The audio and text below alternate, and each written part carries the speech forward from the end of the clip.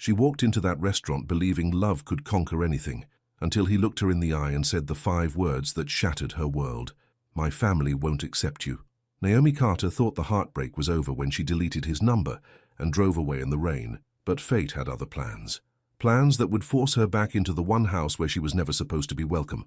What she didn't know was that behind closed doors, his mother was about to make a decision that would either destroy them forever or force an entire family to face the ugliest parts of themselves. Between a forbidden kiss witnessed at exactly the wrong moment, a public humiliation at an anniversary dinner, and a firing that crossed every line, this isn't just a love story. This is a battle between grace and prejudice, between a woman's quiet dignity and a family's deepest fears. Subscribe right now and comment where you're watching from, because what happens next will restore your faith in second chances, or break your heart trying. The morning sun turned the old community center into something golden. Naomi Carter pulled her car into the gravel lot and checked her clipboard one more time. Health inspections weren't glamorous, but they mattered. She'd learned that early in nursing school. The small things kept people safe. She grabbed her bag and stepped out. The building sat near the coast, close enough that she could smell salt in the air. Scaffolding wrapped around one side like a metal skeleton. Someone was renovating. Good. The place needed it. She walked toward the entrance, her sneakers crunching on loose stones. A man stood near the doorway, studying a set of blueprints spread across a folding table. He wore a grey Henley jeans, both dusted with construction debris. His hair was light brown, a little too long, and he had the kind of focused expression people get when they're trying to solve a puzzle. He looked up as she approached. "Morning," he said. His voice was warm, easy. "Morning." Naomi held up her badge. "I'm here for the health inspection. Naomi Carter." His face brightened. "Ethan Walsh.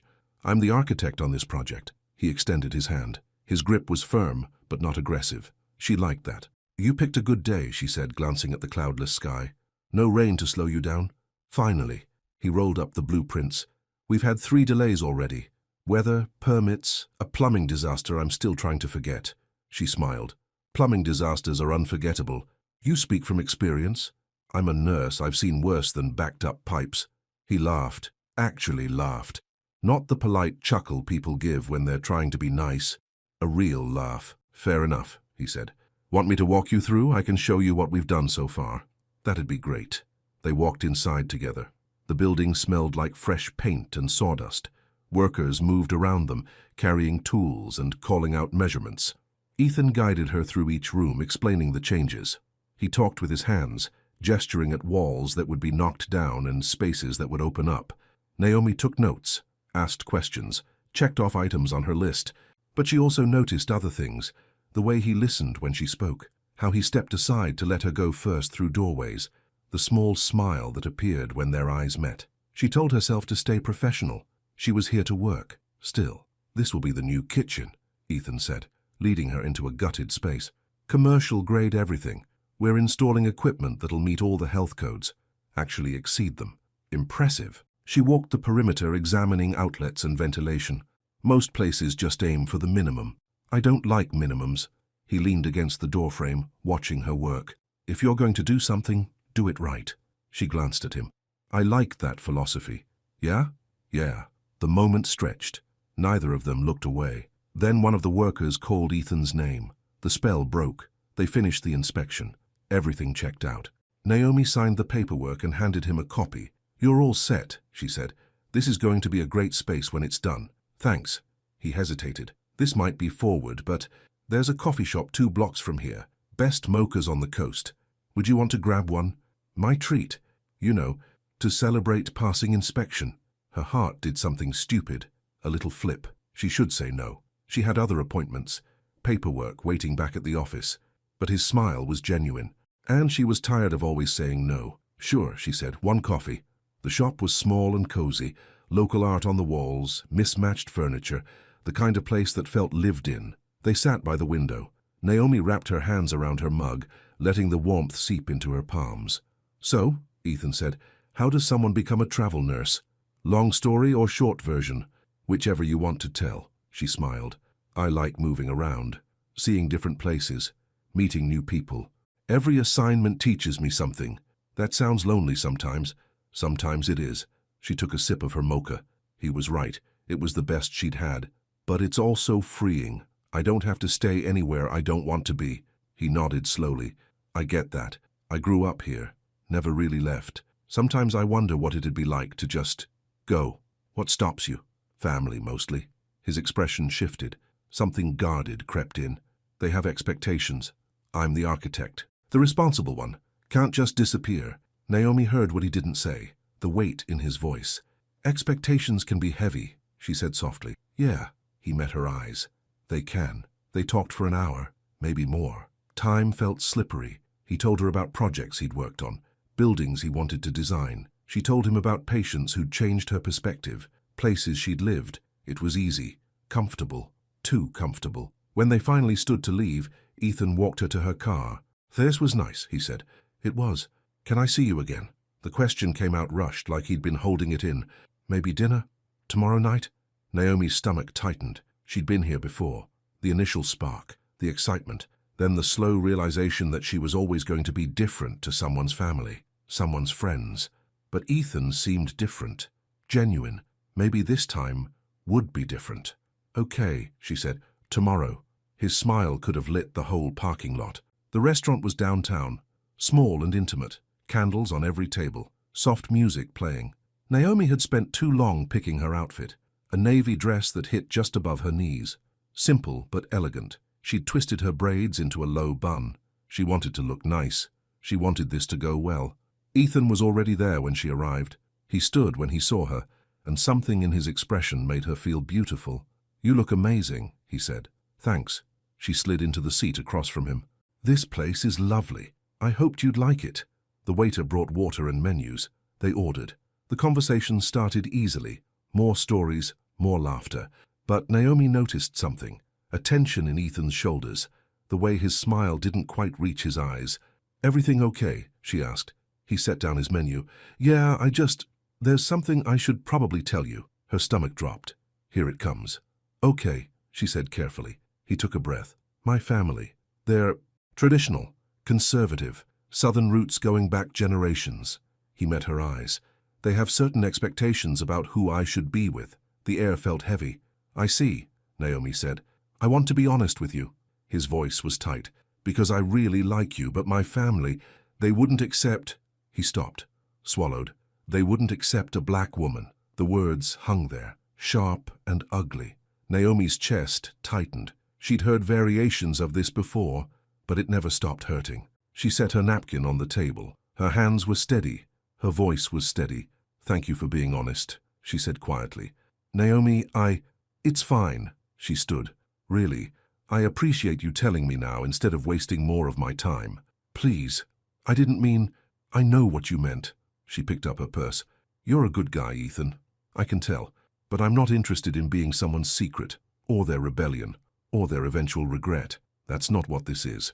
No? She looked at him. Really looked. Then what is it? He opened his mouth, closed it. He had no answer. That's what I thought. She turned to leave. Naomi, wait. But she was already walking away. Dignity intact. Head high. The drive home blurred. She barely remembered getting in her car. The rain started halfway through, light at first, then heavier. Drops hammered the windshield. She didn't cry. She wouldn't cry. Not over this. Not again. The apartment was dark when she got home. Her roommate Leah was working a night shift. Good.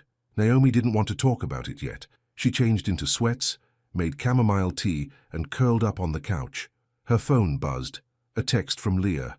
How'd the date go? Naomi stared at the screen. Her fingers hovered over the keyboard. Tell you when you get home. 3 dots appeared, then disappeared, then appeared again. That bad? Yeah. I'm sorry, babe. Ice cream in the freezer. The good kind. Naomi smiled despite everything. Leah always knew. Thanks. She set the phone down, looked at the rain streaking down the window. She thought about Ethan's face when he'd told her, the shame in his voice, the way he'd looked at her like he was asking for forgiveness before he'd even finished confessing. Part of her understood. Family pressure was real, expectations were heavy, but another part, the part that had been through this before, knew better. Love shouldn't require courage just to exist. Love shouldn't be something you apologize for before it even starts. She pulled out her phone one more time, found Ethan's contact, stared at it. Then she deleted it. Across town, Ethan sat in his car outside the restaurant. Rain pounded the roof. He'd watched Naomi leave, watched her walk away with her shoulders straight and her head high, and he'd just sat there, like a coward. His phone sat in his lap. He'd tried to call. She didn't answer. He'd started texting an apology. "I'm sorry. I shouldn't have said it like that. You deserve better than—" He deleted it. What could he say? That he was sorry for telling the truth? Sorry that his family was bigoted? Sorry that he'd dragged her into this mess? He drove home in silence. The house was dark. His parents were asleep. He climbed the stairs to his childhood bedroom, the one he still used when he stayed over, fell onto the bed, fully clothed. His mind kept replaying the moment, the look on Naomi's face when he'd said those words. She'd been hurt. He saw it even though she'd hidden it well and he'd caused it. He thought about his mother, how she'd reacted when his brother Tom had dated someone she didn't approve of, the cold dinners, the pointed comments, the way she could make someone feel unwelcome without saying a single direct word. He thought about his father, quieter, but just as set in his ways. And he thought about himself, 32 years old and still worried about disappointing people who would never approve of anything unexpected. His phone buzzed. A text from Tom. How'd it go? Ethan stared at the message. His brother knew about the date. Ethan had mentioned it yesterday. Tom had made a joke about finally getting back out there. Didn't work out, Ethan typed back. Sorry, man. Her loss. Ethan almost laughed. If Tom only knew. He set the phone aside, closed his eyes. But all he could see was Naomi walking away in the rain. Monday morning arrived grey and cold. Naomi sat in her agency's office, waiting for her supervisor. The weekend had passed in a blur of Netflix, ice cream, and Leah's well-meaning pep talks. You dodged a bullet, Leah had said. Any man who can't stand up to his family isn't worth your time. Naomi knew she was right, but knowing didn't make it hurt less. Naomi, her supervisor, Patricia, poked her head into the waiting room. Come on back. Patricia's office was small but organized, files stacked neatly, a coffee mug that said, World's okayest boss. I've got a new assignment for you, Patricia said, sliding a folder across the desk. Private care, post-surgery patient, needs daily check-ins for the next few weeks. Okay, Naomi opened the folder. What kind of surgery? Cardiac, triple bypass. He's recovering well, but the family wants professional oversight. Naomi scanned the paperwork. Standard vitals monitoring, medication management, basic wound care. Sounds straightforward, she said. It should be. The family's local, well-respected. Father's a retired judge. Patricia checked her notes. Patient's name is Henry Walsh. Naomi's pen froze. Walsh, she repeated. Yeah, Henry and Margaret Walsh. Nice couple. Big house near the coast. Patricia smiled. Their son's an architect. Helped renovate our clinic last year. The room tilted. No, it couldn't be. Their son, Naomi said slowly. What's his name? Ethan, I think. Patricia glanced at the file. Yeah, Ethan Walsh. The universe had a cruel sense of humor. Is there a problem? Patricia asked. Naomi's mind raced. She could refuse the assignment, say she had a conflict, ask for something else.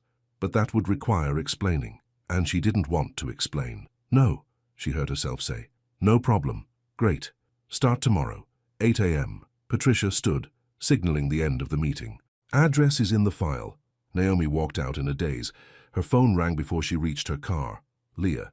Hey, Naomi answered. Okay, don't freak out. What happened? Nothing bad. I saw that architect guy. At the grocery store. He looked rough, like he hasn't slept. Naomi unlocked her car. Why are you telling me this? Because he asked about you. She stopped. What? He recognized me from your Instagram. Asked how you were. If you were okay. Leah paused. He seemed genuinely worried, Naomi. Too late for that. I know, I'm just saying. Naomi got in the car, rested her forehead on the steering wheel. Leah? Yeah?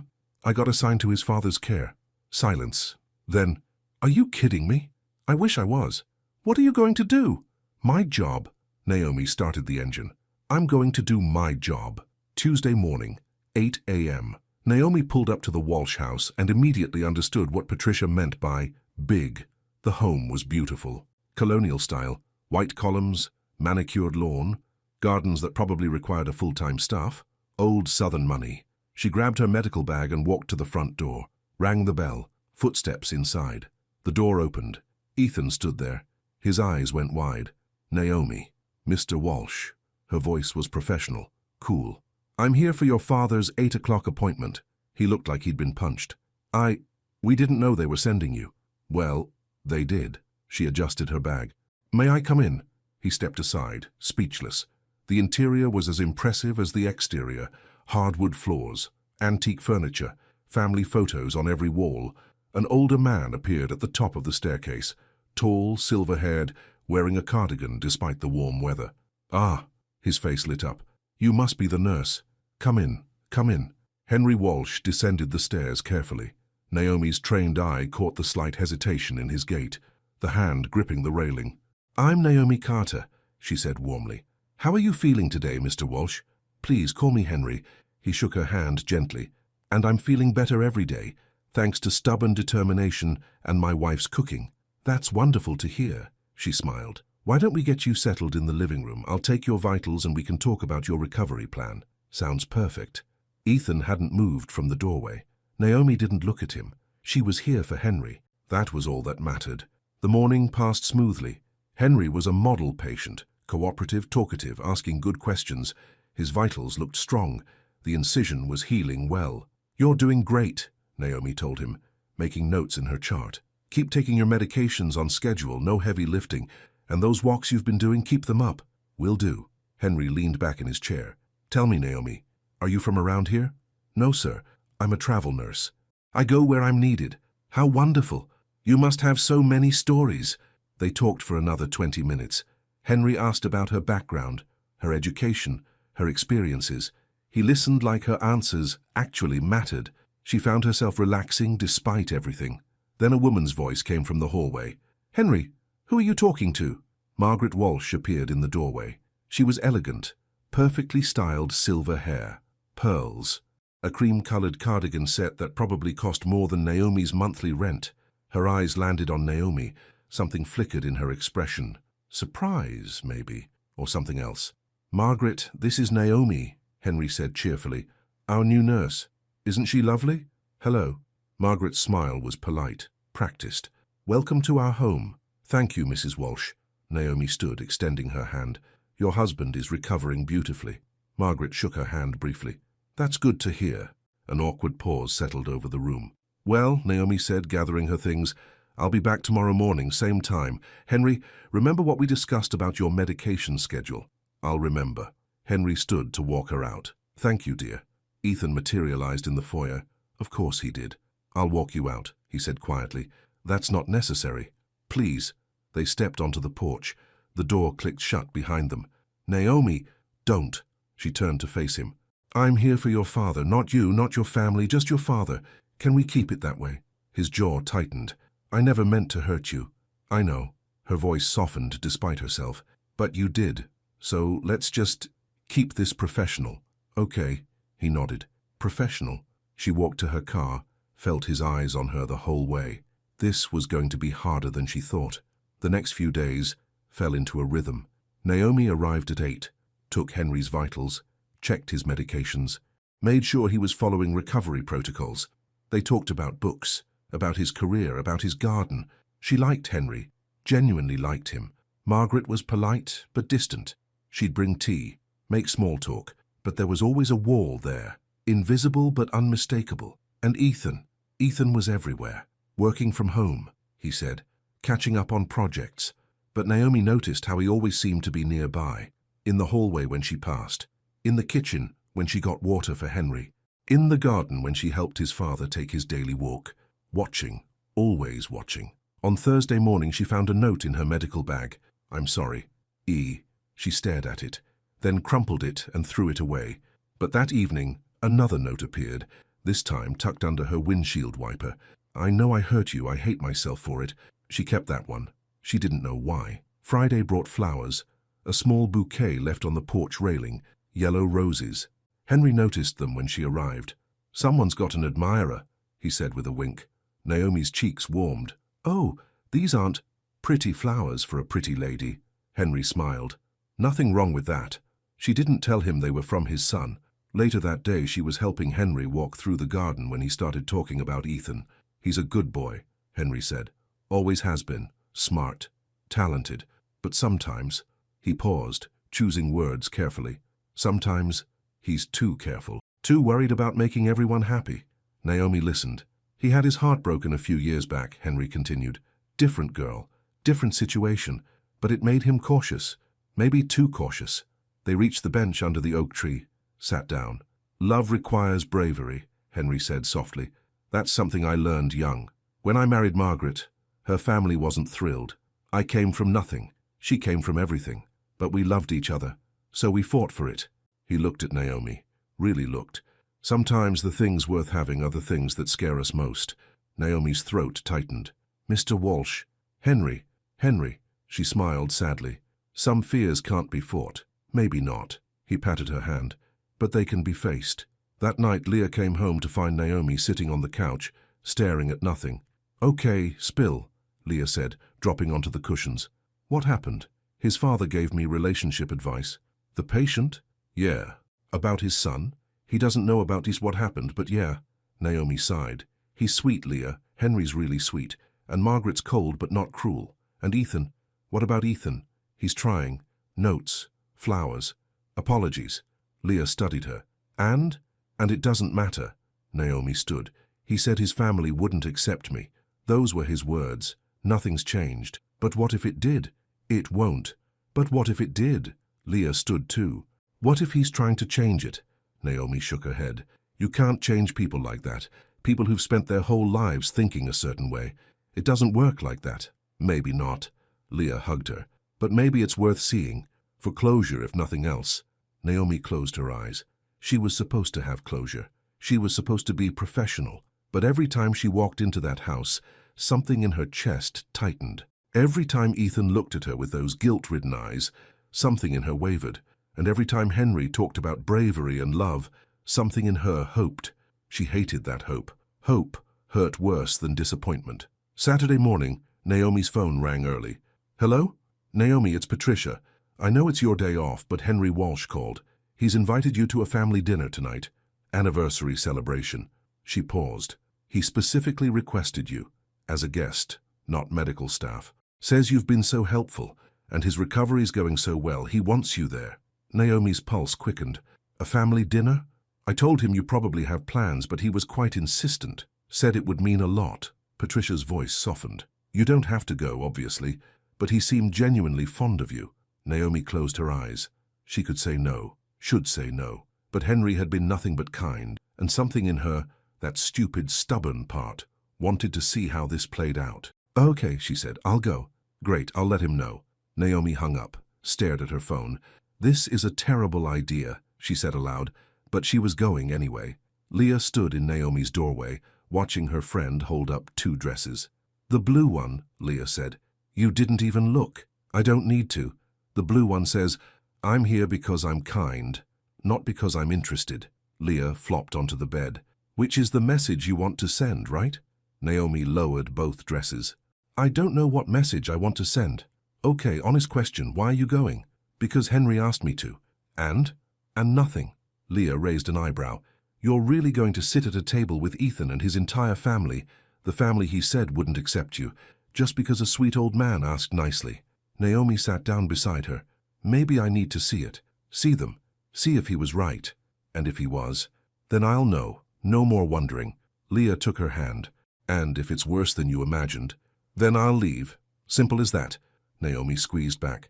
I can handle one dinner, Leah. I know you can. Leah stood. But you shouldn't have to. After Leah left, Naomi chose the yellow dress instead. Floral print, lightweight fabric.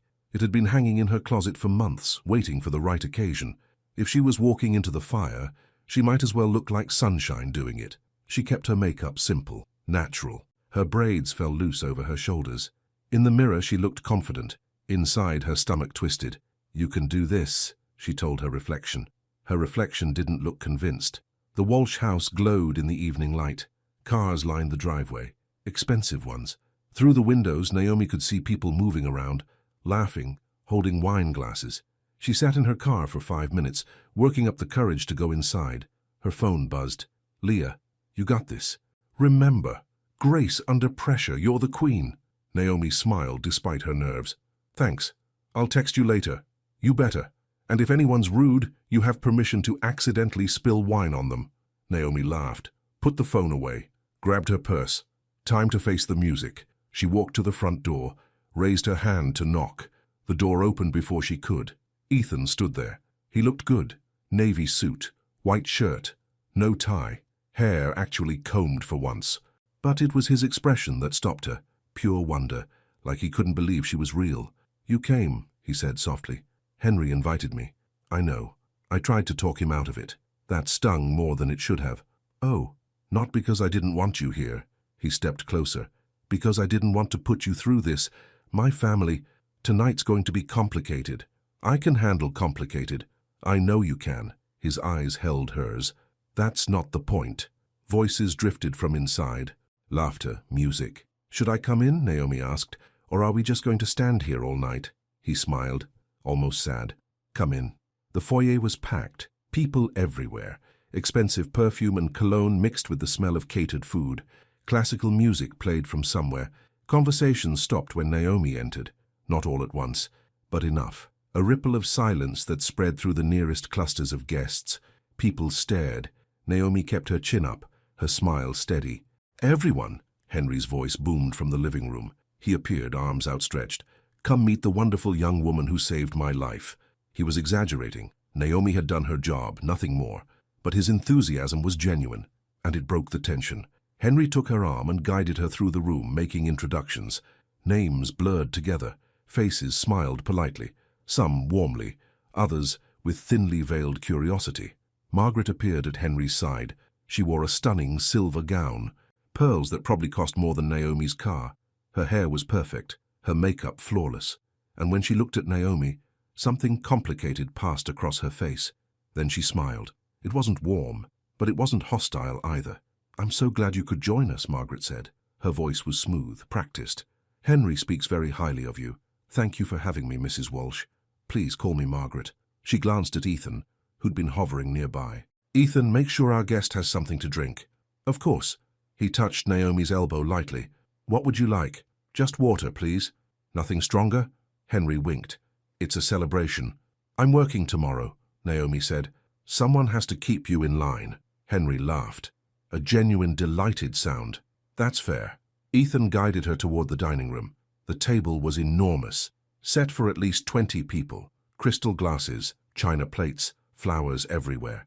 "This is beautiful," Naomi said. "My mother goes all out for their anniversary." He handed her a glass of water. 40 years today. "That's wonderful." "Yeah," he paused. "Listen, about tonight." A man's voice interrupted. "Well, well, the prodigal son returns to the land of the living." A taller, broader version of Ethan approached. Same eyes, but harder, more guarded. "Tom," Ethan said. "This is Naomi Carter, Dad's nurse." "I know who she is." Tom extended his hand. "Tom Walsh, the better-looking brother." Naomi shook his hand. "Nice to meet you. Dad won't stop talking about you." Tom's smile didn't quite reach his eyes. "Says you're some kind of miracle worker." "I just do my job." "Right." He glanced at Ethan. "Can I borrow you for a minute?" "Now?" "Yeah, now." The brothers stepped away. Naomi couldn't hear what they said, but their body language spoke volumes. Tom talking urgently, Ethan's jaw tightening. A quiet argument. She turned away, studied the paintings on the wall. They're impressionist reproductions. Naomi turned. A woman about her age stood there, pretty, blonde, wearing a green dress. "I'm sorry," Naomi said. "The paintings. Everyone always stares at them." The woman smiled. "I'm Claire, Tom's wife." "Naomi." "I know. Henry hasn't stopped singing your praises all week." Claire moved closer, lowering her voice. "Fair warning. Some of the older guests are going to ask you intrusive questions. They think they're being polite, they're not. Thanks for the heads up. And if anyone gives you a hard time, come find me. I'll create a distraction." Claire's smile turned mischievous. "I've gotten very good at creating distractions." Naomi liked her immediately. Dinner was called.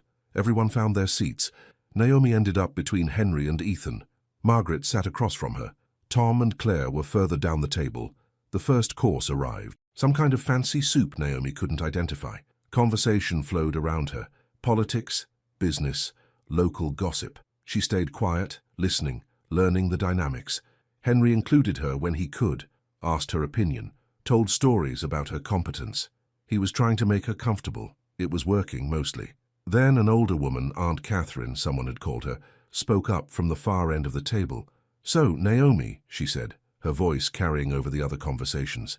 "Where is your family from?" The table quieted. "Georgia originally," Naomi said, "but I was born in Virginia. And your people? What do they do?" Naomi felt Ethan tense beside her. "My mother's a teacher," she said calmly. "My father's retired military." "How respectable." Aunt Catherine sipped her wine. "And you became a nurse. That must make them proud." "I hope so." "Such important work, taking care of people." The woman's smile was thin. "Tell me, what brought you to Charleston?" "An assignment." "Will you stay or do you move around?" "I go where I'm needed." "How transient." The word hung in the air. Polite, but cutting. Margaret cleared her throat. "Catherine, would you pass the rolls?" The moment passed. Conversation resumed. But Naomi felt the weight of what had just happened. The subtle test, the quiet judgment. Under the table, Ethan's hand found hers. Squeezed once. She didn't pull away. The main course was served. Roasted chicken, vegetables that looked too artistic to eat, more wine flowing. Tom spoke up during a lull. "So, Naomi, Dad says you've lived all over. What's the craziest place you've worked?" "Depends on your definition of crazy," she said. "Give us a good story." She thought for a moment. "Montana, middle of winter. I was covering for a clinic that served a rural area. Got snowed in for 3 days with a patient going into labor." "You delivered a baby?" Claire leaned forward, interested. "The doctor did. I assisted." Naomi smiled at the memory, but the roads were completely blocked, just the 3 of us, and a very calm woman who kept apologizing for the inconvenience. "Was she okay?" Margaret asked, her first real question all evening. "She was perfect. So was the baby. A little girl. 7 pounds, 4 ounces. "That's terrifying," Claire said. "It was beautiful," Naomi corrected gently. "Terrifying, yes, but beautiful." Henry beamed. "See? I told you. Remarkable." The conversation shifted. More stories, more laughter. Naomi started to relax. Then Tom said something that changed everything. "So, Ethan," his voice was casual, too casual. "You going to tell everyone, or should I?" Ethan went very still. "Tell them what? About you two?" The table went silent. "Tom," Claire warned. "What?" Tom shrugged. "Everyone's wondering. Might as well address it." Margaret's face paled. "Thomas, it's obvious, isn't it?" Tom looked around the table. "My brother's been moping around for days, and suddenly Dad's nurse is at our family dinner. You do the math." Naomi's chest tightened. This was it, the moment she'd been dreading. "Tom, stop," Ethan said quietly. "Why? It's not like it's a secret. You like her, maybe more than like." Tom's smile was sharp. "I'm just curious what the plan is. You going to hide it forever, or—" "That's enough." Ethan stood. His voice was firm, angry. "You don't get to do this. Not here. Not tonight." "Do what?" "Ask questions. Humiliate her. Humiliate me." Ethan's hands were shaking. "I know what you're doing. Everyone at this table knows what you're doing." Tom's expression hardened. "I'm protecting you." "From what?" "From making a mistake." The words hit like a slap. Naomi stood. Her chair scraped against the floor. "Excuse me, I need some air." She walked out before anyone could stop her. Through the living room, out the French doors to the back porch. The night air was cool. She gulped it down, tried to steady her breathing. She'd known this would be bad, but knowing and experiencing were different things. Behind her, the door opened. "Naomi, wait. Don't." She held up a hand. "Just don't." But Ethan came anyway, stood beside her at the railing. For a long moment neither spoke. "I'm sorry," he finally said. "For which part?" Her voice was tight. "Your brother. The suspicious looks. The questions designed to make me uncomfortable. All of it. You warned me." She turned to face him. "You told me they wouldn't accept me, and you were right. Tom doesn't speak for everyone. Doesn't he?" Naomi's eyes burned. "He said what everyone else was thinking. That's not true, isn't it?" She gestured toward the house. "Your mother's been polite. Distant. Your aunt asked where my people are from. Your brother accused me of being a mistake. So tell me, Ethan, where's the acceptance?" He flinched. "I know tonight was hard. Hard doesn't cover it." She wiped her eyes quickly. "I came here because Henry asked. Because I thought maybe—" She stopped. "It doesn't matter what I thought. It matters to me." "Does it?" She looked at him. Really looked. "Because when your brother challenged you in there, you didn't defend what we had. You defended your privacy. There's a difference. I was trying to protect you." "From what?" The truth? Her voice cracked. That you care about me but not enough to actually fight for it? That's not fair. Life's not fair. She grabbed her purse from the porch chair. I should go. Please don't. Why? She turned back. Give me one good reason to stay. He opened his mouth, closed it, opened it again. Because He stopped, swallowed hard. Because when I'm with you, I remember what it feels like to want something that's mine. Not my family's, not my career's. Mine. The words settled between them, raw, honest. That's not enough, Naomi said softly. Wanting isn't the same as choosing. I know. He stepped closer. But it's a start. She wanted to leave, should leave, but something in his expression held her there. I hate this, she whispered. Me too. They stood in the darkness, the party continuing inside without them. Come back, he said finally. Not for them. For my dad. He'll be devastated if you leave because of Tom. Naomi closed her eyes, took a breath. Fine, she said, but I'm leaving right after dessert. That's fair. They walked back inside together. Not touching, but together. The dinner had moved on to dessert. Conversations hummed, wine glasses clinked. Henry caught her eye and smiled with relief. Margaret watched her son carefully. Tom avoided looking at either of them. Naomi ate her cake, smiled when appropriate, answered questions politely, but inside she was counting the minutes until she could leave. An hour later, she said her goodbyes. Henry hugged her tightly. Thank you for coming, for putting up with us. Oh, you have a lovely family, she lied. Margaret walked her to the door. Henry's right, thank you for being here. She paused. I know tonight was difficult. Naomi met her eyes. It was. Something flickered in Margaret's expression. Surprise, maybe, that Naomi hadn't pretended otherwise. Drive safely, was all Margaret said. Ethan followed Naomi to her car. Thank you for staying, he said. I did it for Henry. I know. He shoved his hands in his pockets. For what it's worth, you handled tonight with more grace than anyone in there deserved. Grace gets exhausting. I imagine it does. She unlocked her car, paused before getting in. Ethan? Yeah? Your brother called me a mistake. She looked at him. You didn't correct him. He went pale. I know you were angry. I know the situation was complicated. Her voice was steady. But your silence was an answer. She got in the car, started the engine. He stood there watching her drive away. Again. Inside, Margaret found Ethan standing in the foyer, staring at nothing. You're in love with her, she said quietly. It wasn't a question. He turned. His mother stood in the doorway, arms crossed. Yes, he said. I am. And nothing. She deserves better than this family. Margaret's jaw tightened. That's not your decision to make. No? He laughed bitterly. Then whose is it? Yours? Tom's? Aunt Catherine's? Don't be dramatic. I'm not. He faced her fully. I told her you wouldn't accept her. That first night I said it straight out, and tonight proved me right. Margaret flinched. I was perfectly polite. Polite isn't acceptance. His voice cracked, and she knows the difference.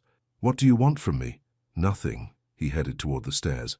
Not anymore. Ethan. But he was already gone. Margaret stood alone in the foyer. The party sounds drifted from the dining room. Her perfect anniversary celebration. She looked at the chair where Naomi had left her shawl earlier. Someone had hung it over the back. Light yellow fabric. Simple. Elegant. Margaret touched it gently, then walked away. 2 days passed. Naomi continued her morning visits to check on Henry. Professional, polite, efficient. Ethan stayed out of sight. Henry noticed. Did something happen? Everything's fine, Naomi said, checking his blood pressure.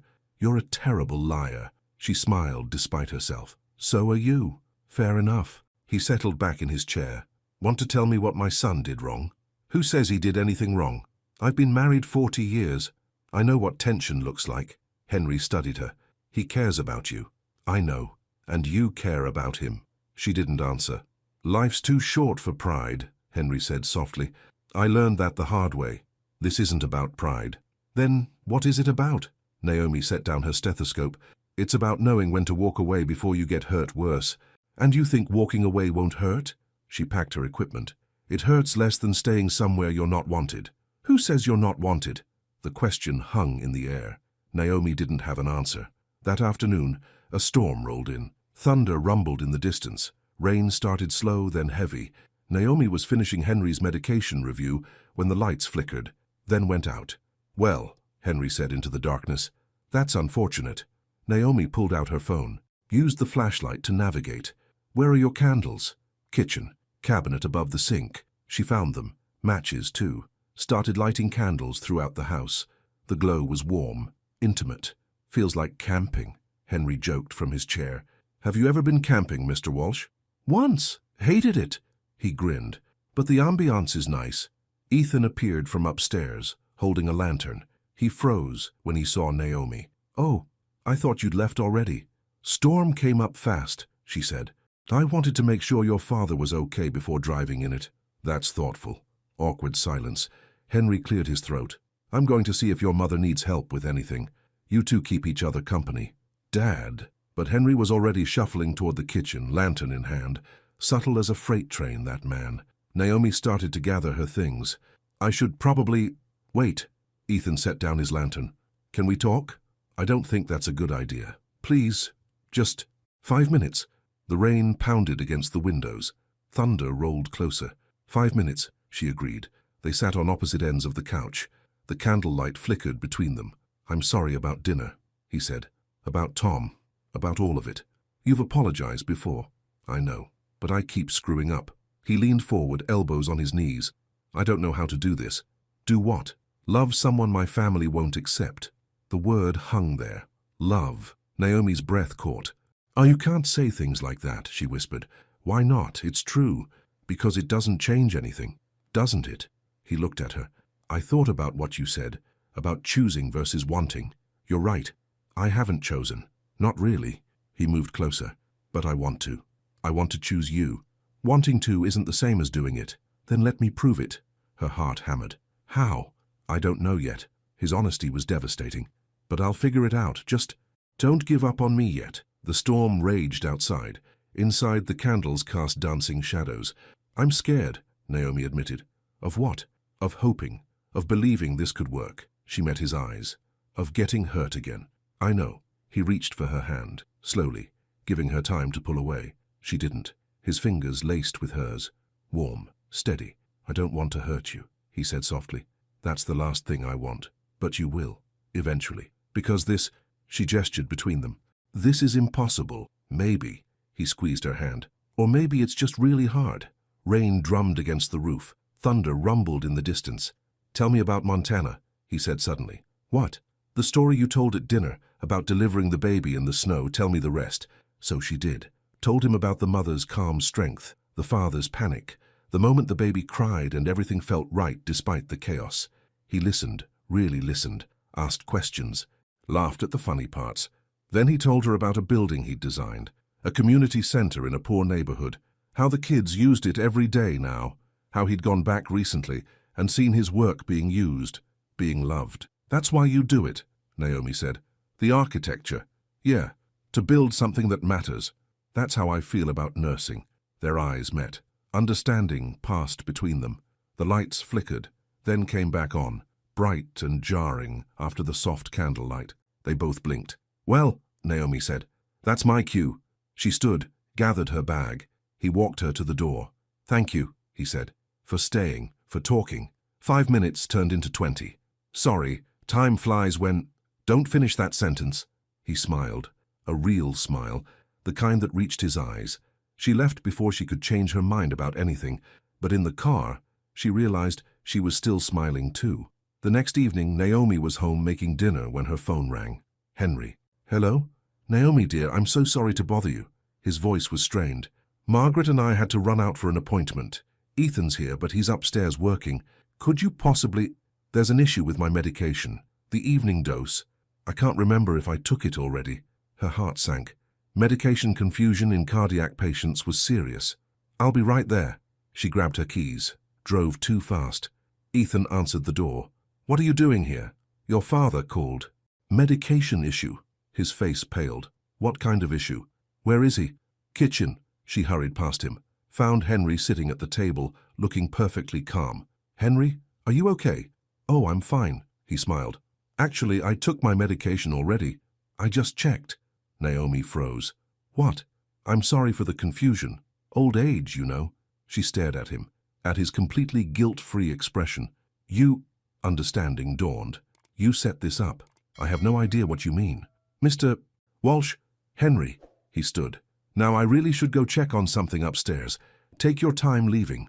The door locks automatically. He shuffled out, left Naomi standing there, stunned. Footsteps behind her. Ethan. Did he really just... Yep. Naomi turned. Your father is unbelievable. He's something, all right. They looked at each other, and then they were both laughing. Real, genuine laughter that broke the tension.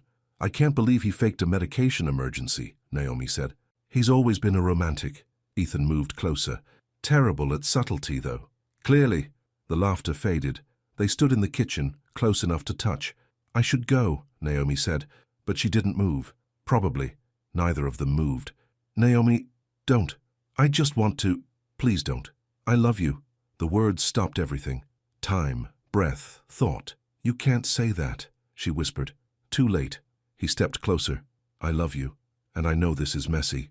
I know my family's complicated. I know I've hurt you, but I love you, and I'm not going to hide it anymore. Tears welled in her eyes. This is a bad idea. Probably. We'll regret it. Maybe. Your family... I'll handle my family. You don't know how? Then I'll figure it out. His hand cupped her face gently. But I'm not walking away from you again. A tear slipped down her cheek. He wiped it away with his thumb. Tell me to leave, he whispered. If you don't feel the same way, tell me to leave. She couldn't, because she did feel the same way, had felt it since that first morning at the renovation site, had been fighting it ever since. This is crazy, she breathed. I know. We barely know each other. I know. It won't work. Maybe not. His forehead touched hers. But what if it does? She closed her eyes, felt his warmth, his steadiness, his hope. I'm scared, she admitted again. Me too. What if I get hurt? Then I'll spend every day making it up to you. She opened her eyes. He was right there, close enough that she could see the gold flecks in his blue eyes, close enough to feel his heartbeat. Ethan. He kissed her, soft, gentle. Asking a question, she answered by kissing him back. The world narrowed to just this. His hands in her hair, her fingers gripping his shirt. The taste of hope and fear and something that felt dangerously like love. When they broke apart, both breathing hard, reality came crashing back. We can't, she said, but she didn't let go. We are, he replied. Your mother saw us. Naomi's eyes went wide. What? He nodded toward the hallway. She came home a few minutes ago. She's standing in the hallway right now. Naomi's stomach dropped. She pulled away, turned. Margaret stood frozen in the hallway entrance, face pale, eyes wide, and on her cheeks, tears. The three of them stood in awful silence. Then Margaret turned and walked away. Naomi stood frozen in the Walsh kitchen. Her lips still tingled from the kiss. Her heart hammered so hard she thought it might break through her ribs. Margaret had seen them. I should go, Naomi whispered. Wait. Ethan reached for her hand. No. She pulled away. I need to leave. Now. She grabbed her bag, rushed toward the front door. Henry appeared at the top of the stairs. Naomi? Is everything... She didn't stop. Couldn't stop. Outside, the evening air hit her face, cool and sharp. She fumbled with her car keys, dropped them, picked them up. Naomi, please. Ethan had followed her out. Let's talk about this. There's nothing to talk about. My mother saw us. I know. She unlocked her car. And now everything's worse. It doesn't have to be. She turned, looked at him. Your mother just watched you kiss a black woman in her own house, the woman she's been politely tolerating for weeks. You think that made things better? He flinched. Exactly. She opened her car door. This was a mistake. Don't say that. It's true. Her voice cracked. I let myself hope, let myself believe maybe this could work, but it can't. Your mother's face just proved it. You didn't see what I saw. What's that supposed to mean? She was crying. Naomi stopped. So? So maybe... He ran his hand through his hair. Maybe it wasn't disgust. Maybe it was something else. Like what? Disappointment? Horror? I don't know, his frustration showed. But I'm going to find out. Don't. Naomi got in her car. Just don't make this harder than it already is. She drove away before he could argue. In her rearview mirror, she saw him standing in the driveway, arms hanging at his sides, looking lost. Her chest ached, but she kept driving. At home, Leah took one look at her face and pulled her into a hug. What happened? Everything. Naomi's voice was muffled against Leah's shoulder. Everything happened. They sat on the couch. Naomi told her everything. The storm, the conversation, Henry's scheme, the kiss, Margaret seeing them. Oh, honey. Leah squeezed her hand. What are you going to do? I don't know. Do you love him? The question hung in the air. Naomi closed her eyes. Yeah, I think I do. Then fight for it. How? Naomi looked at her. His mother saw us kiss and walked away crying. That's not exactly a blessing. Maybe she was crying for a different reason. Everyone keeps saying that, but nobody seems to know what reason. Leah was quiet for a moment. What does your gut tell you? Naomi thought about Margaret's face, the tears, the shock. My gut says this is going to end badly, she admitted, but my heart wants to hope anyway. Then hope. Leah smiled sadly. Hope until you can't anymore. The next morning, Naomi arrived at the Walsh house for her usual visit. Her stomach churned the whole drive. Margaret answered the door. Her eyes were red like she'd been crying or hadn't slept.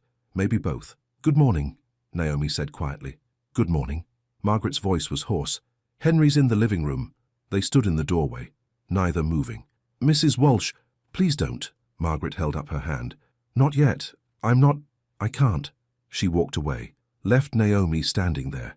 Henry was reading the newspaper when Naomi entered. He looked up, saw her face. Oh dear, he said. What did I do? Despite everything, Naomi almost smiled. You know exactly what you did. I was trying to help. I know. She sat down, started unpacking her equipment. But some things can't be helped. Nonsense. Everything can be helped with the right approach. She checked his blood pressure, his pulse, made notes in her chart. How's Margaret? Henry asked. I don't know. She barely spoke to me. He sighed. She's struggling. With what? Change. He set down his newspaper. My wife is a good woman, but she was raised a certain way, in a certain time. Her parents had very specific ideas about the world. I understand. Do you? Henry looked at her. Because understanding and accepting are different things. I know that too. He reached over, patted her hand. Give her time. She'll come around. Naomi wanted to believe him, but time was running out. That evening, Mrs. Calloway, the Walsh's elderly neighbor, posted on her blog. The blog was local, small readership, mostly gossip and garden tips. But in a town like this, small readership was enough. The post included a photo from the anniversary dinner, Ethan and Naomi standing on the porch, smiling at each other. The candlelight made everything look warm, intimate. The caption read, Walsh family opens hearts and home. Love blooms in unexpected places. It seemed harmless, almost sweet. Until the comments started. Some were supportive, most weren't. By morning, the post had been shared on Facebook, on Instagram, in group chats. Naomi's phone buzzed constantly, friends asking questions, acquaintances being nosy, strangers sending messages. She turned it off, put it in a drawer, but she couldn't escape it at work. Patricia called her into the office. We need to talk. Naomi's stomach sank. About what? There's a photo going around, of you and Ethan Walsh. Patricia folded her hands on her desk. At a family event. It was their anniversary dinner. Henry invited me. As medical staff, as a guest. Patricia's expression tightened. Naomi, you know the rules. Personal relationships with patients' families complicate everything. I know, but there's no but. Patricia's voice was firm.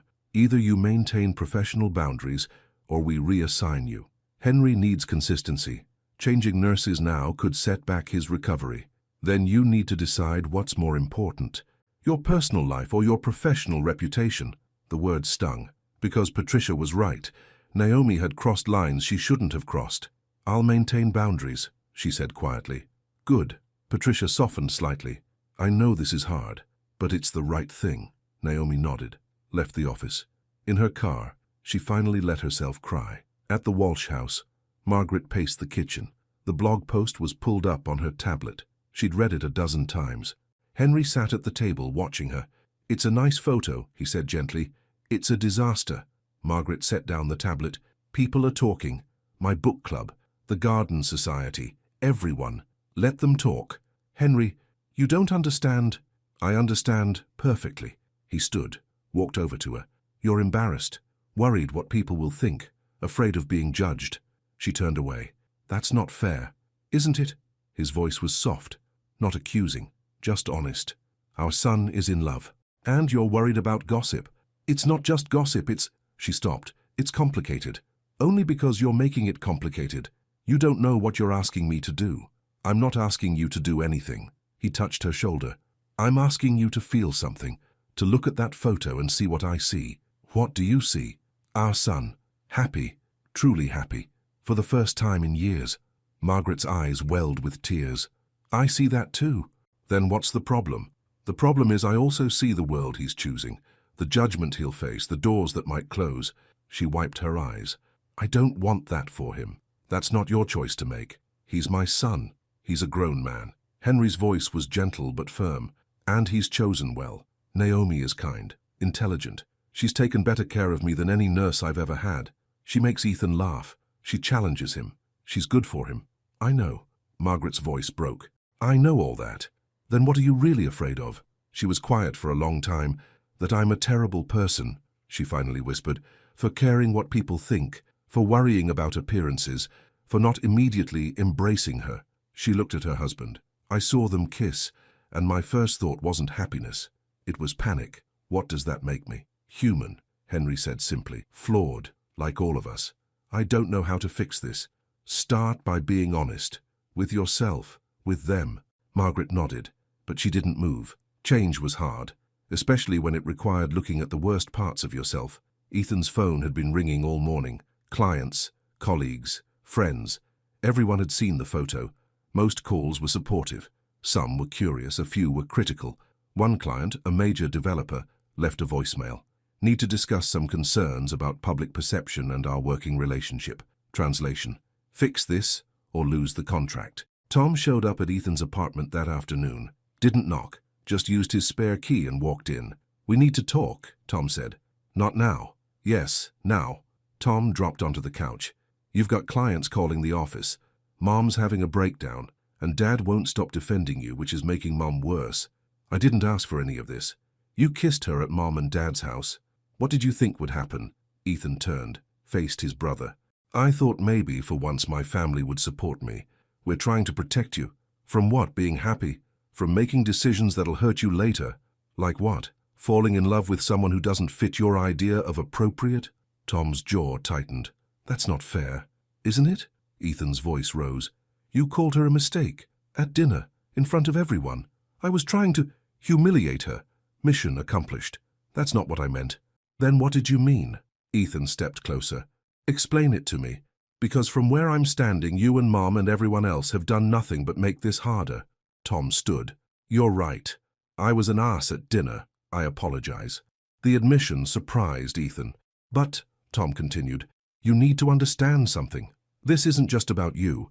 Your choices affect the whole family. Business relationships, social circles, everything. So I should give up the woman I love because it might make things awkward at the country club? I'm saying you should think about the cost. I have thought about it. Ethan's voice was quiet now, tired. I've thought about nothing else. And you know what? She's worth it. She's worth every uncomfortable conversation, every lost client, every gossipy neighbor. Does she feel the same way? The question hit hard, because Ethan didn't know. Not really. Naomi had kissed him back, said she was scared. But scared of what? Him? The situation? Her own feelings? I don't know, Ethan admitted. Then maybe you should find out before you burn your whole life down. Tom left. The apartment felt emptier than before. Ethan pulled out his phone, started to text Naomi, deleted it, started again. I miss you. He stared at the message, then deleted it too. What was the point? Everything was falling apart, and he didn't know how to fix it. The next morning, Naomi arrived at the Walsh house early. She'd barely slept. Margaret was in the kitchen making tea. Morning, Naomi said quietly. Morning. Margaret didn't turn around. Is Henry awake? Not yet. He had a rough night. Naomi's professional instincts kicked in. What kind of rough night? Couldn't sleep, some chest discomfort. He said it was nothing. I should check on him. He's resting now. Give him another hour. They stood in awkward silence. The tea kettle whistled. Margaret poured 2 cups, slid one toward Naomi. Thank you, Naomi said. You're welcome. More silence. Mrs. Walsh, I owe you an apology, Margaret interrupted. Her voice was shaky. For the other night. For walking away. For everything. Naomi set down her cup. You don't owe me anything. I do. Margaret finally turned around. Her eyes were red-rimmed. I've been awful to you. Polite, but awful. You know the difference. I understand the position I've put you in. No. Margaret held up her hand. Don't make excuses for me. I'm a grown woman. I made my own choices and they were wrong. Naomi didn't know what to say. My son is in love with you, Margaret continued, and instead of being happy for him, I panicked, worried about appearances, about what people would say. She blinked back tears. I'm ashamed of myself. Change is hard, Naomi said gently, especially when it challenges everything you've known. That's generous of you. It's honest. Margaret managed a small smile. You're good for him. I can see that. Henry's right. You make Ethan better, happier. But, Naomi heard the unspoken word, but I don't know how to navigate this. Margaret's voice cracked. I don't know how to face my friends, my family, the judgment. She wiped her eyes. And I hate that I care so much about what they think, but I do. Naomi's chest ached. For Margaret, for herself, for Ethan.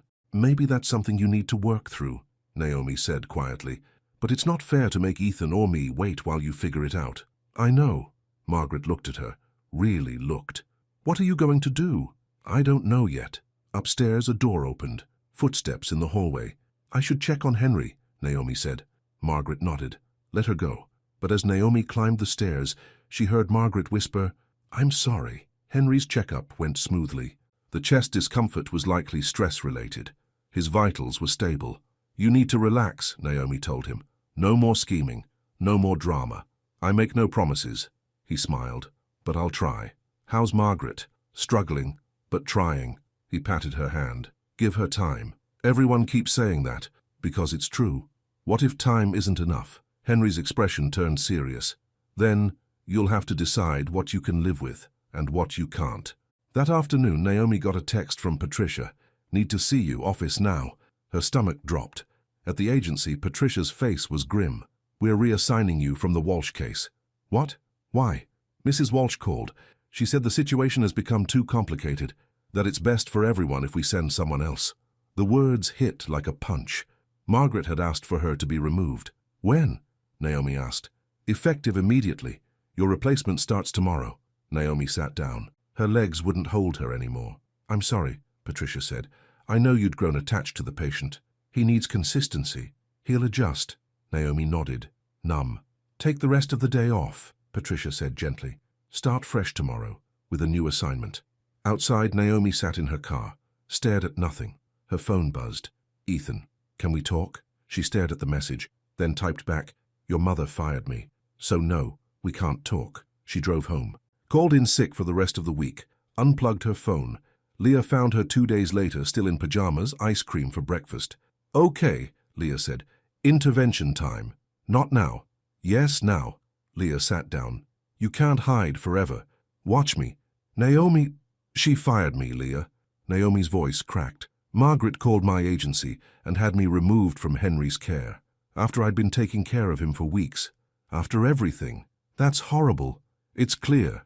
Naomi wiped her eyes. She doesn't want me near her family, and I need to accept that. What about Ethan? What about him? Does he know what his mother did? Probably. And nothing. If he wanted to fight for this, he would have by now. Naomi stood. I'm done hoping. Done waiting. I'm just done. Leah pulled her into a hug.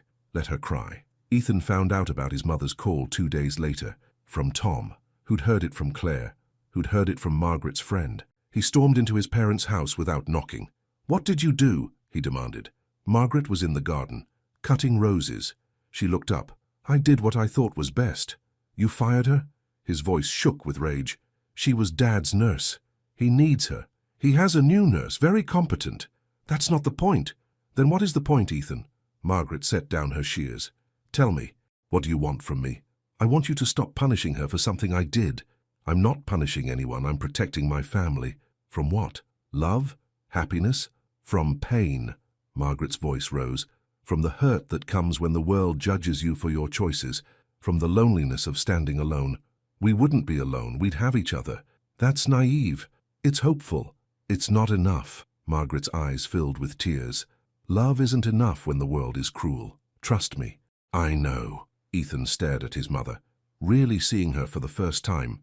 What are you talking about? She looked away. Nothing. Forget it. Mom, I'm tired, Ethan. Can we please not do this now? He wanted to push, to demand answers, but she looked fragile, broken. Fine, he said, but this isn't over. He left. drove to Naomi's apartment. She didn't answer the door. He knocked again. "Naomi, please, I know you're in there." Nothing. "I didn't know what she did," he said through the door. "I swear, and I'm furious at her, at this whole situation." Silence. "Please talk to me." More silence. He pressed his forehead against the door. "I love you. I know that's not enough. I know I've let you down. But I love you, and I'm not giving up." The door stayed closed. He waited another 10 minutes, then left. Inside, Naomi sat on the floor, back against the door, tears streaming down her face. She'd heard every word, but hearing wasn't enough. Not anymore. A week crawled by. Naomi threw herself into work. New assignment. Elderly widow downtown. Sweet woman. Easy case. But every day felt grey. She missed Henry. Missed his wisdom, his humor, his gentle pushes toward hope. She missed Ethan. Missed his smile, his laugh, the way he looked at her like she was the only person in the room. But missing wasn't the same as having, and she was learning to live without. Leah tried to cheer her up. Movie nights. Ice cream. Bad reality TV. It helped, a little. "You're allowed to be sad," Leah said one night, "but you're not allowed to give up on love forever because one family couldn't see your worth." "I'm not giving up on love." "Aren't you?" Naomi didn't answer. Because maybe she was. Maybe it was easier than hoping. At the Walsh house, Henry's new nurse was efficient, polite, thorough. But she wasn't Naomi. "I miss her," Henry told Margaret one morning. "I know." "Why did you ask her to leave?" Margaret sat down, took his hand. "Because I was scared, and scared people make bad choices." "Do you regret it?" She was quiet for a long moment. "Yes, every day." "Then fix it." "I don't know how." "Start with the truth." Henry squeezed her hand. "Tell them why you're really afraid. They won't understand. Try them." Margaret looked at her husband, the man she'd loved for 40 years, who'd stood beside her through everything. "What if I can't?" she whispered. "Then you'll lose them both," he said gently, "and that would be the real tragedy." 2 days later, Henry called Naomi. She almost didn't answer. His name on her phone made her chest ache, but he was still her patient. Sort of, even if someone else was handling his care now. "Hello? Naomi?" Henry's voice was warm, familiar. "I hope I'm not bothering you." "Not at all. How are you feeling?" "Much better, thank you. The new nurse is fine, competent. But," he paused, "she's not you." Naomi's throat tightened. "I'm glad you're doing well. I wanted to thank you properly, for everything you did for me, for our family." He cleared his throat. "Margaret and I would like to invite you to lunch. This Saturday. Nothing formal, just a thank you meal." Every instinct screamed no. "Mr. Walsh." Henry, I don't think that's a good idea. Please. It would mean the world to us." His voice was gentle, persuasive. "Just lunch. 1 hour. Then you never have to see us again if you don't want to." She closed her eyes. "I don't know. Sleep on it. I'll text you the details. If you don't come, I'll understand." He paused. "But I hope you do." The call ended. Naomi stared at her phone. Leah looked up from her laptop. "Who was that?" "Henry Walsh. He wants me to come to lunch on Saturday." "Are you going?" "No, definitely not." "Okay. I mean it. I'm not going. I believe you." Naomi set down her phone. "It would be stupid to go. Completely stupid. I'd just be opening old wounds." "Absolutely." Naomi looked at her friend. "You think I should go?" "I think," Leah said carefully, "that you'll regret it if you don't. Not because you'll get back together with Ethan. Maybe you won't. But because you need closure, real closure, not just running away." "I didn't run away." "You absolutely ran away." Naomi threw a pillow at her. Leah caught it, laughing. But later that night, alone in her room, Naomi thought about Henry's invitation. 1 lunch, 1 hour. Maybe Leah was right. Maybe she needed to face this one last time, to walk away with her head high, with real closure, not just hiding in her apartment, eating ice cream, avoiding the world. She picked up her phone, typed a response. "I'll be there. Noon on Saturday." Henry's reply came immediately. "Thank you. You won't regret this." She hoped he was right. Saturday arrived too quickly. Naomi changed outfits 3 times, settled on a simple blue dress. Nothing fancy, nothing that said she was trying too hard. "You look beautiful," Leah said from the doorway. "I look nervous." "That too." Leah hugged her. "Text me if you need an escape plan. I'll call with a fake emergency." "Thanks." "And Naomi, whatever happens today, you deserve respect. Don't let anyone make you feel small." Naomi nodded, grabbed her keys. The drive to the Walsh house felt longer than usual. Her hands were sweaty on the steering wheel. She pulled into the driveway, took 3 deep breaths. "You can do this," she whispered. She walked to the front door, raised her hand to knock. The door opened before she could. Margaret stood there. For a moment neither spoke. Margaret looked different, tired. Her makeup couldn't hide the circles under her eyes, but there was something else too, something softer. "Thank you for coming," Margaret said quietly.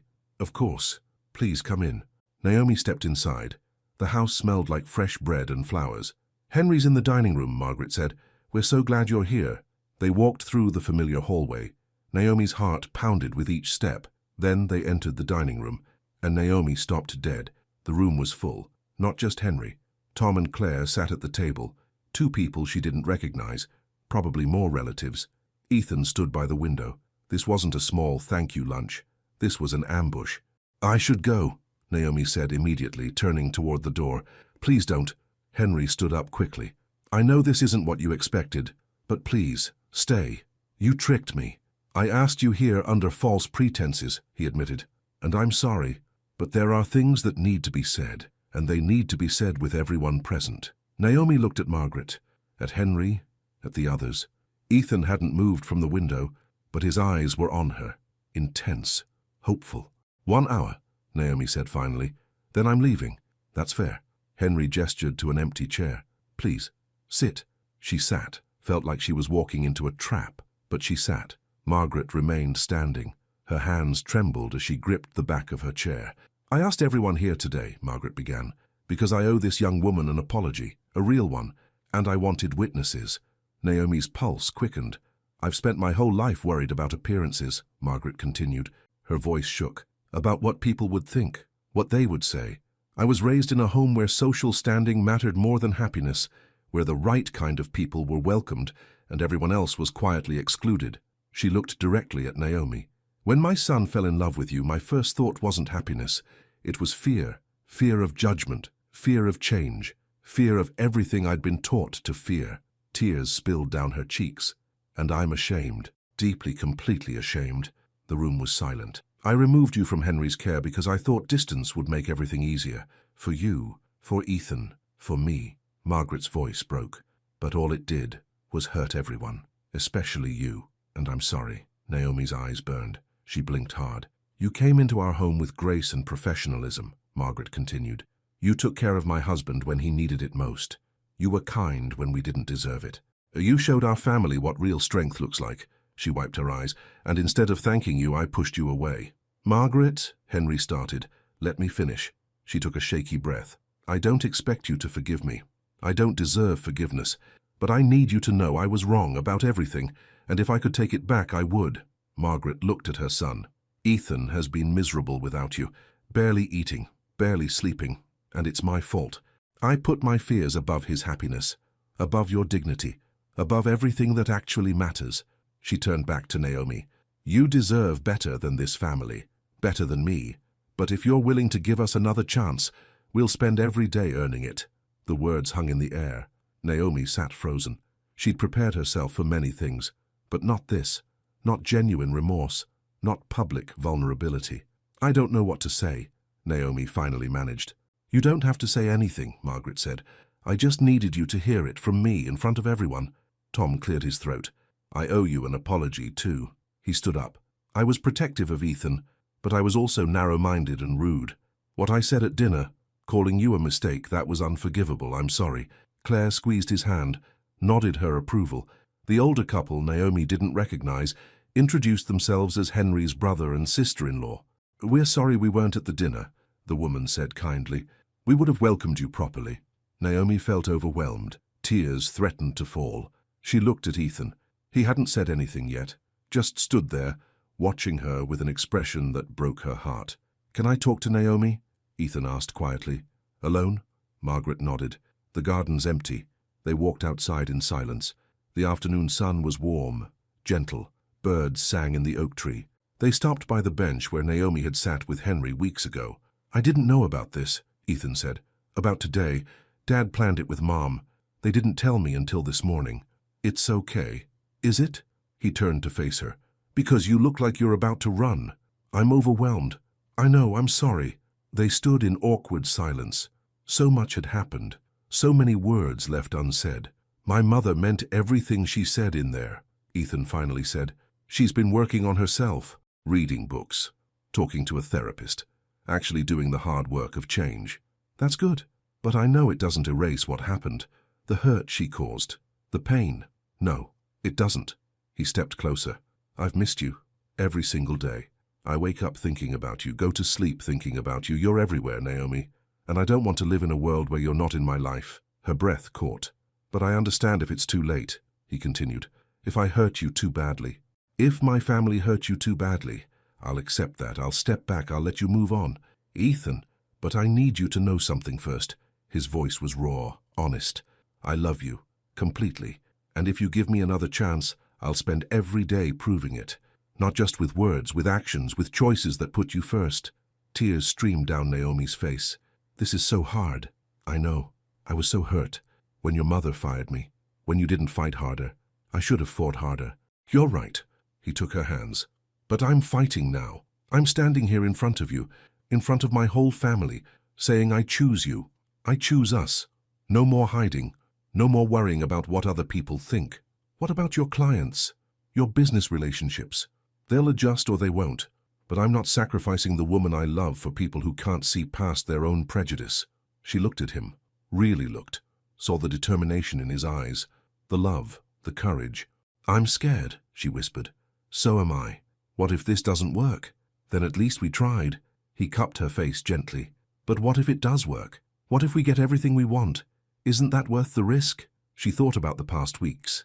The loneliness, the ache, the constant wondering, what if? She thought about Margaret's apology, Tom's remorse, the family trying, actually trying, to change. And she thought about Ethan, about the way he made her laugh, the way he listened, the way he looked at her like she was the sun, and he was just grateful to be in her light. Kiss me, she said. His eyes widened. What? Kiss me, right now, before I change my mind. He didn't need to be told twice. His lips met hers, soft at first, then deeper, pouring months of longing and hope and love into that one moment. When they broke apart, both breathless, he pressed his forehead to hers. Does this mean yes? He asked. It means I'm willing to try. She smiled through her tears. But you're on probation. One wrong move, Walsh, and I'm gone. He laughed, actually laughed. That's fair. They walked back inside hand in hand. The family was still in the dining room, pretending not to have been watching through the window. Henry saw their joined hands and broke into the biggest smile. Well, Ethan said, I think we have something to celebrate. Margaret crossed the room, stopped in front of Naomi. Then, to everyone's surprise, she hugged her, a real hug, warm, genuine. Thank you, Margaret whispered, for giving us another chance. Naomi hugged her back. Thank you for taking it. The lunch was actually pleasant. Laughter filled the room. Stories were shared. Tom even made Naomi laugh with an embarrassing story about Ethan's teenage years. He tried to impress a girl by building a treehouse, Tom said, except he forgot to account for structural integrity. The whole thing collapsed with him in it. I was 14, Ethan protested. You were an idiot. That too. Everyone laughed, even Margaret. After the meal, Claire pulled Naomi aside. I'm really glad you came back. Me too. Tom was awful to you at that dinner, but he feels terrible about it.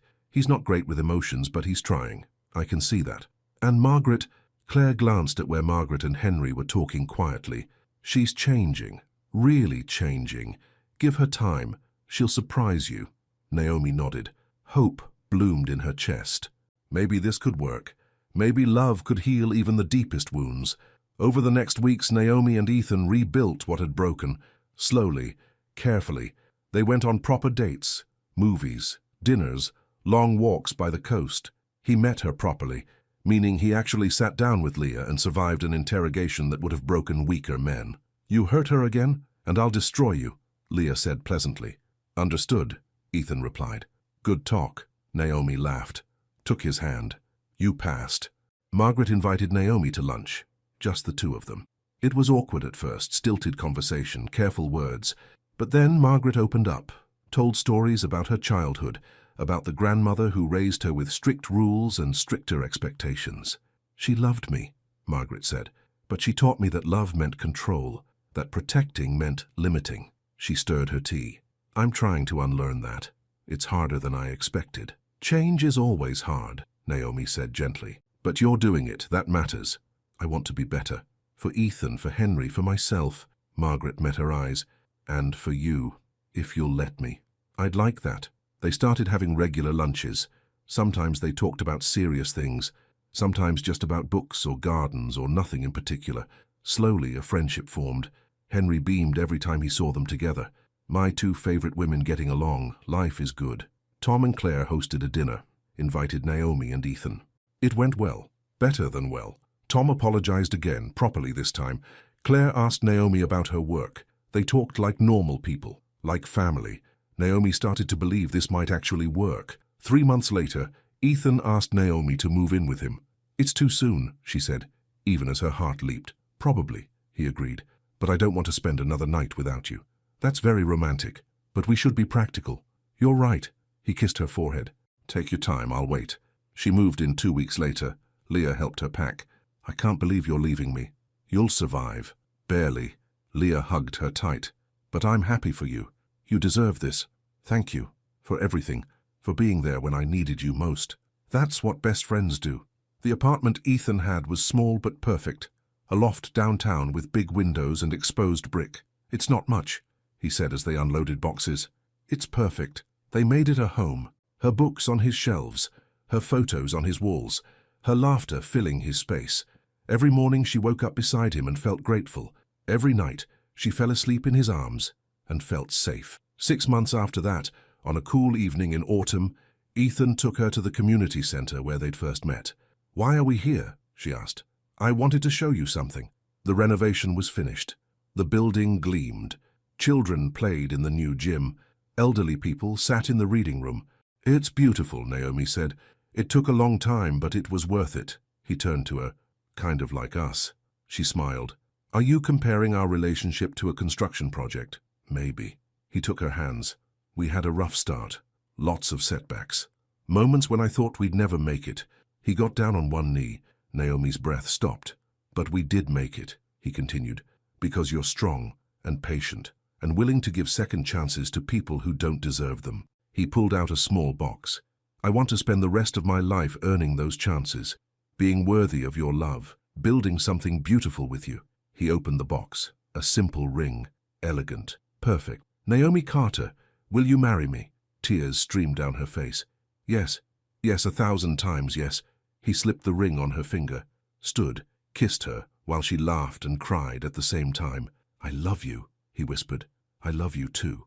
Behind them, someone started clapping. They turned. Henry and Margaret stood in the doorway, both beaming.